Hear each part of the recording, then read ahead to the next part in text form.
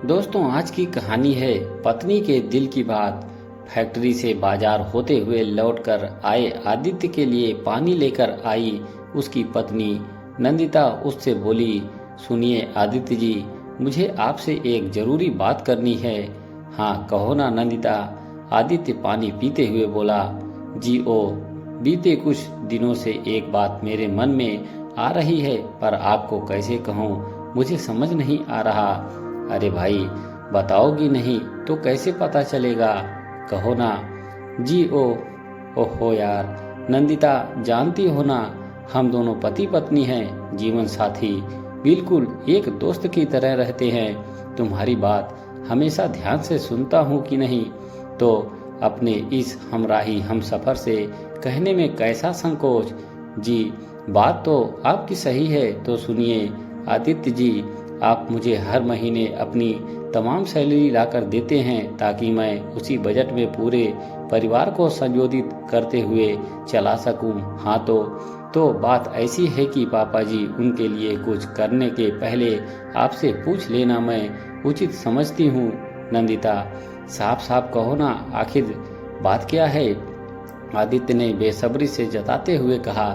जी देखिए पापा जी, एक प्राइवेट कंपनी में बहुत ही साधारण सी नौकरी करते थे और पिछले 3 महीनों से वह रिटायर हो चुके हैं। मतलब ये तो अच्छी बात है ना। तुम जानती हो मैं उनके काम के करने के खिलाफ था, मगर उन्होंने जीत की और माँ की मर्जी थी, वरना मैं इतना तो कमा ही लेता हूँ कि हम सभी अच्छे से अपना जीवन व्यतीत कर सकें। जी, मैं आपकी बात से सहमत हूँ। दरअसल बात यह है कि पापा जी को रिटायर होने के बाद कोई पेंशन नहीं मिल रही है। तो मतलब तुम्हें लगता है कि वह बस, इससे आगे कुछ मत बोलिए। इसीलिए बोलते हुए हिचकिचाहट महसूस कर रही थी नंदिता। वो मेरे पापा हैं, मेरे भी तो हैं आदित्य जी। असल में मैं आपसे उनकी ज़रूरतों के लिए, मुझे पता है नंदिता, और इसीलिए मैं उनकी और मम्मी की सारी आवश्यकताएं पूछ पूछ कर पूरी करता हूँ। पर क्या इतना करना ही पर्याप्त है। अरे यार, तुम पहेली क्यों बुझा रही हो, साफ साफ बताओ ना कि आखिर तुम्हारे मन में क्या है। आदित्य जी जरा सोचिए, यदि पापा मम्मी जी को कुछ खरीदारी करने या बाहर जाकर कुछ एंजॉय करने का मन हो तो उनकी जेब तो खाली ही रहती है ना, तो वह कैसे। आदित्य हैरानी से नंदिता की ओर देखने लगा और मन ही मन सोचने लगा, ये बात दूसरे घर परिवार से आई मेरी पत्नी के स्मरण में है, और एक मैं जो उनकी संतान हूँ, जिसकी हर छोटी बड़ी फरमाइश पापा ने बचपन से जवानी तक बखूबी पूरी की है, उसे उसके ध्यान में नहीं आई। मैं उनके लिए यह नहीं सोच पाया कि पापा की जेब कभी भी खाली नहीं रखनी चाहिए।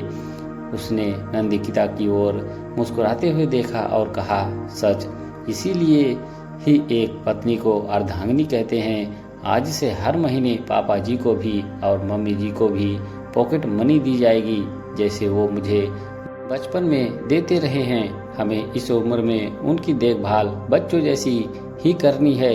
तुम यही कहना चाहती हो ना। जी मेरे समझदार पतिदेव, कहते हुए नंदिता आदित्य से लिपट गई, तो वही आदित्य ने उसे अपने आलिंगन में बांध लिया। दोस्तों, कहानी छोटी सी है, लेकिन आपको कैसी लगी कमेंट बॉक्स में अपनी राय जरूर लिखें। धन्यवाद।